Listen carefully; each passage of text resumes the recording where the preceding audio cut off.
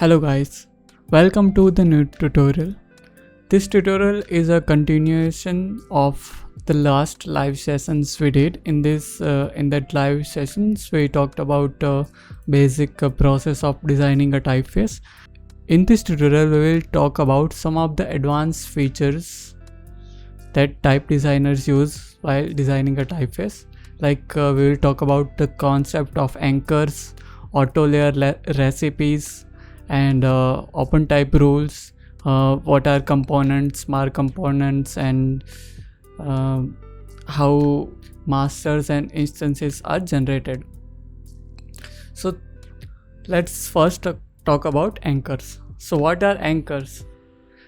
So anchors are useful while making derivative glyphs like a acute, a grave, a ring, etc.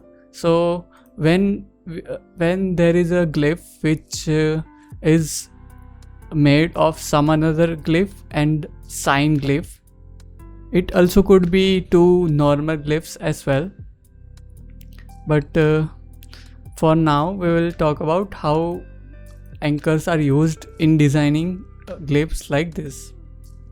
Let's talk about how anchor works. So we will learn it by example. We will add anchor called topped, so it has placed automatically, but if it does not get placed automatically, you can just move it and place it wherever you want.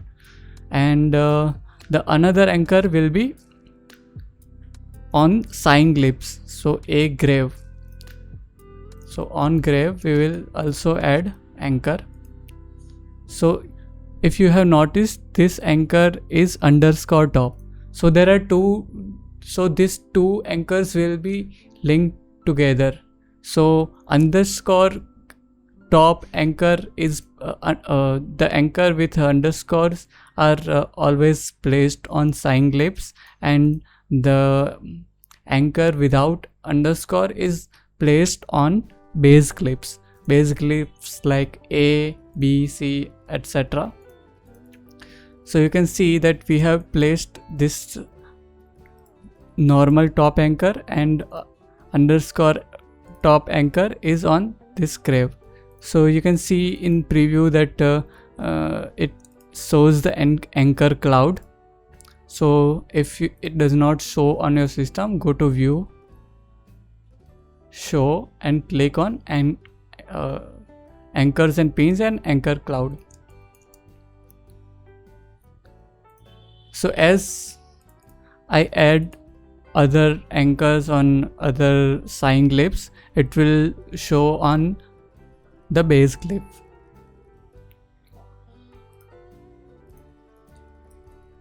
I am pressing Ctrl plus bracket to change the glyphs.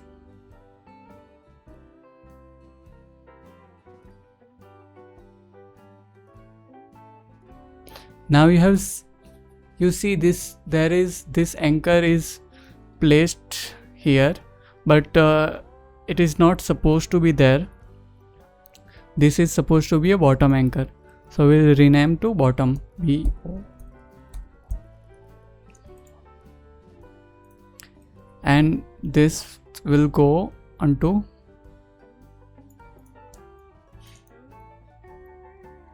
baseline. So if I view my glyphs now, you can see there are all those glyphs are overlapped on top of each other.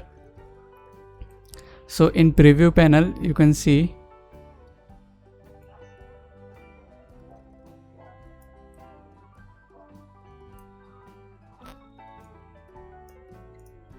if you click on this sign, it will show all possible combinations with the base glyph.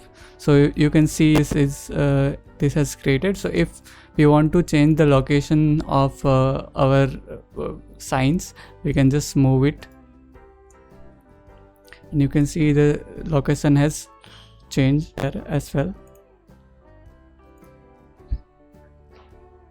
So if I just move it somewhere here, it will be placed there.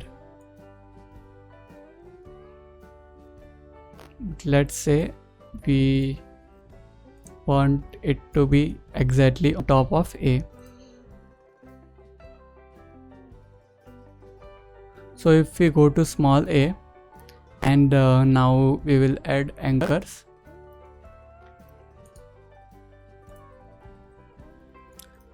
So you can see that all those preview with anchors, you can see we'll place it wherever we want. And for bottom anchor, once again we will go to add anchor, and you see this bottom anchor has added automatically. If it does not get automatically added, you can always rename it and move it wherever you want.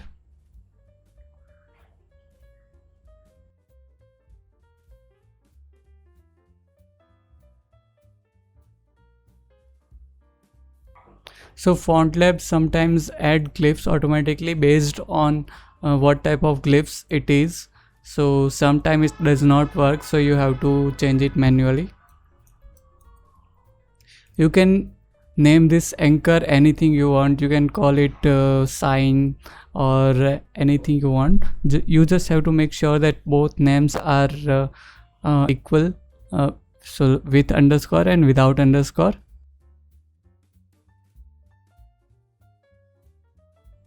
So see that this both anchors are placed here. So this is not a very good placement of anchor, so we will change the placement of underscore bottom anchor.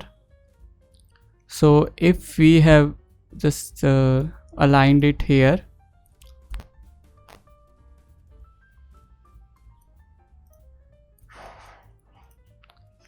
now we can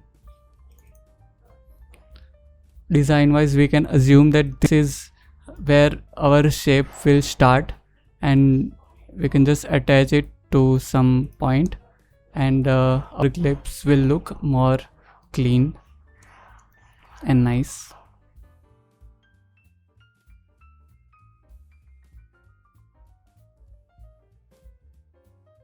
So sometimes you can see that this anchor is not looking right. Sometimes these things will happen if you drag the window accidentally.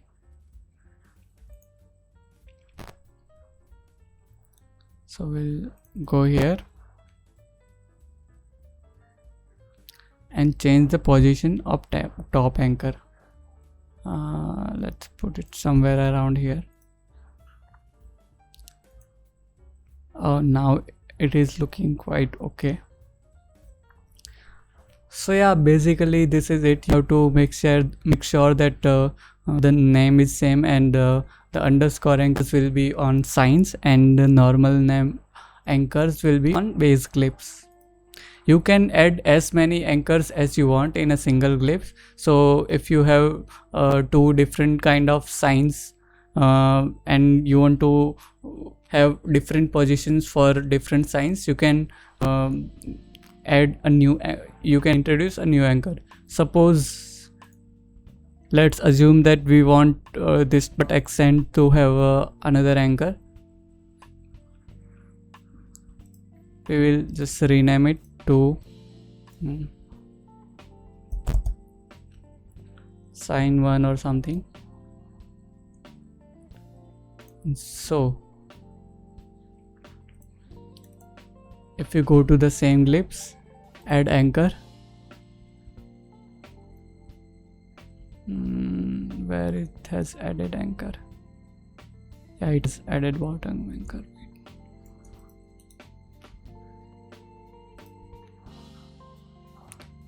So yeah, you just rename it to sign 1. Now you can see this sign attached with it is showing up here. We can place it wherever we want. So you can see the preview here. This is not we want, so we'll delete it for now.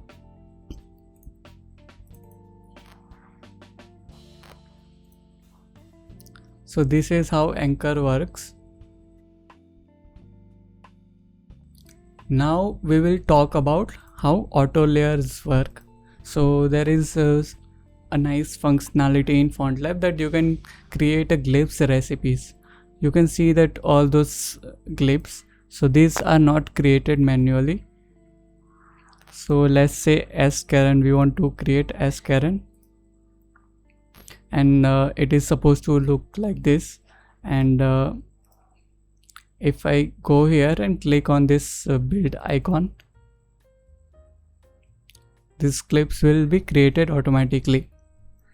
So if I press Alt and click on it, so it will be created for both masters, for light and bold.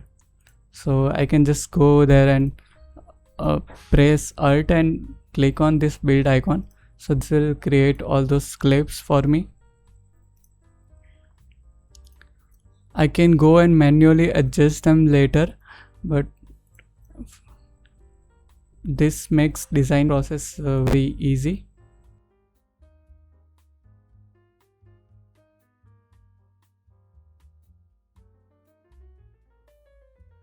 You can also create your own recipes. So if this is so let's say we type here A plus, and we want this signs, Cadilla, CEDILLA, and I press on build icon, it will create this clip for me. You can see that the position of that sign is placed according to the anchor we placed earlier. So if you have placed anchor, so in your glyphs it will create those glyphs accordingly, and if there are no anchors in that glyphs, it will just position it in the middle of glyphs. So this is not right glyph, so we will just remove it. And FontLab has inbuilt recipes, so it will go from that. And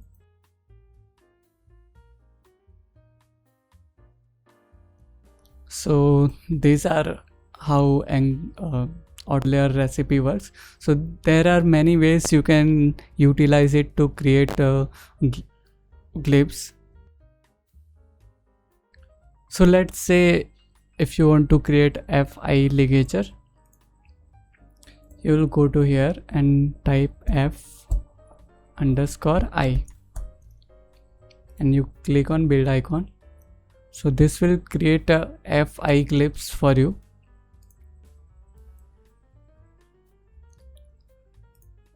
So you see there are two ways you can create a auto layer recipe, one using underscore and one using plus. So plus sign used with when you are creating a sign. So the glyphs after plus signs will be considered as a sign, and it will have zero spacing, and it will be centered in the middle. So remove underscore, and if I type plus, click enter, you can see the F and I are placed on top of each other. That is not we want, so we will change it back to F_I.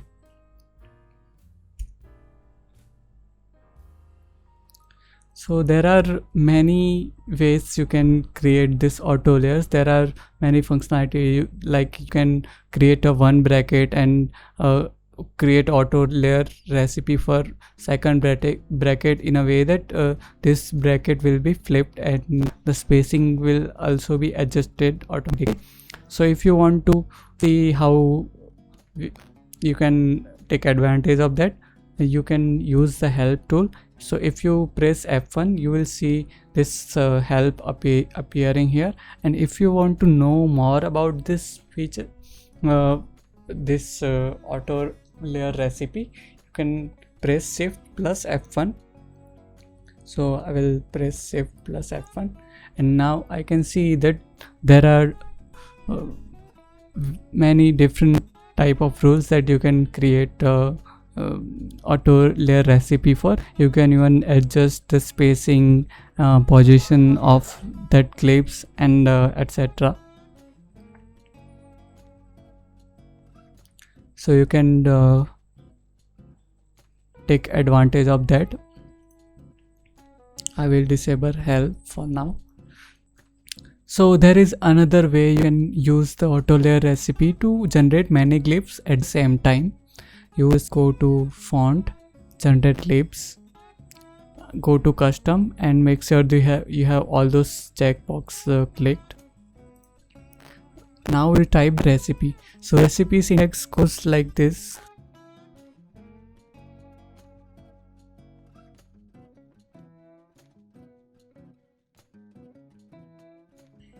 So let's say for now we just want to create this clip. So the preview is supposed to be here, but somehow it is not visible. Don't worry about it. We will press OK. And now you can see this clips are created here, and it has new color coding as well. So this is how you can create clips by using auto layer recipes. These are very helpful in making a type design process really fast. So another things we will learn about is components. So there are, when you copy a shape, there are two ways you can add a shape in a glyphs. So if let's open this, and if I want to add a component from, let's say, small I, if I press OK, you can see this I is added here, but it is added as a component. So if there are any changes made in small I, it will be reflected here automatically.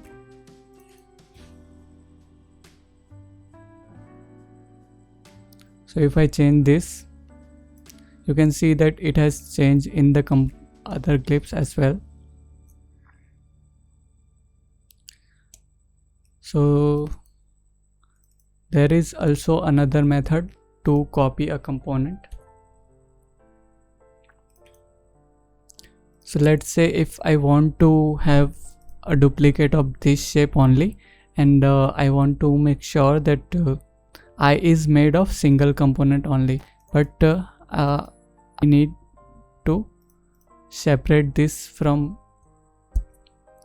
component. So I will just delete it. I will create on it, and then I press it again. So you can see that now these are both different components. So if I copy this, come here, this is bracket left, but if I Control Shift and V, if I make changes here, it will make changes in I. So this way you can make sure that your clips has consistent shapes all over the typeface. So if you delete a component, make sure that you go to this shape layer, and now you can delete the element itself. So if you just delete node points, it will be deleted everywhere, and that is not we want. So you have to be really careful when you are using components and elements. So let's say this is bracket left, and it is supposed to be like this. Now we can come here, we can make a bracket right by adding a component from the first clip.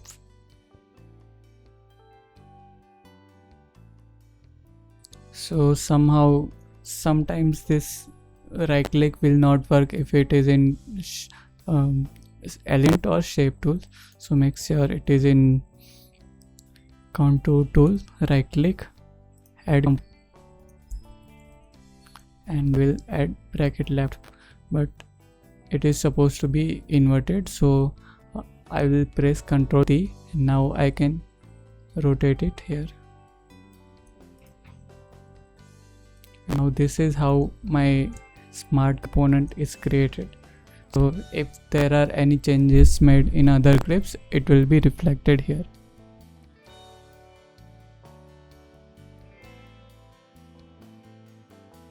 And another thing we want to talk about is how masters and instances are laid out here. So we talked about this in previous tutorial. I have set up axis in a way that I have two masters, bold and light.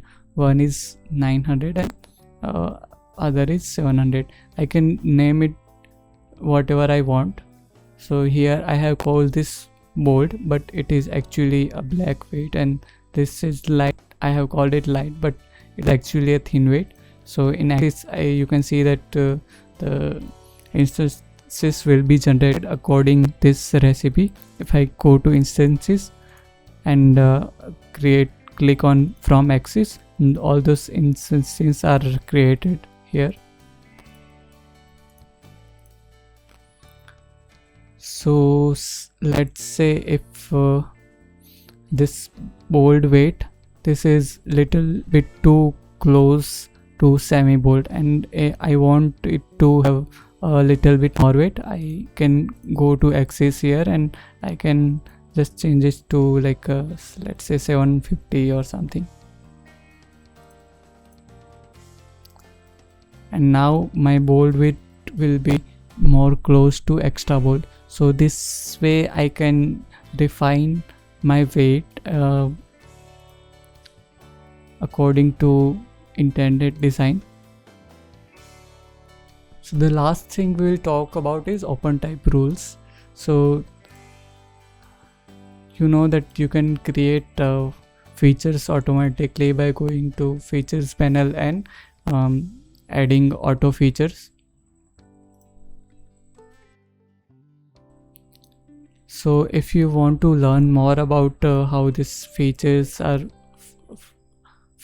work and you want to learn more, you can go to this opentypecookbook.com, and this is where you will have introduction about how different syntax are set up, how lookups are created, how classes are created. So there are many cool things you can do. You can go to examples.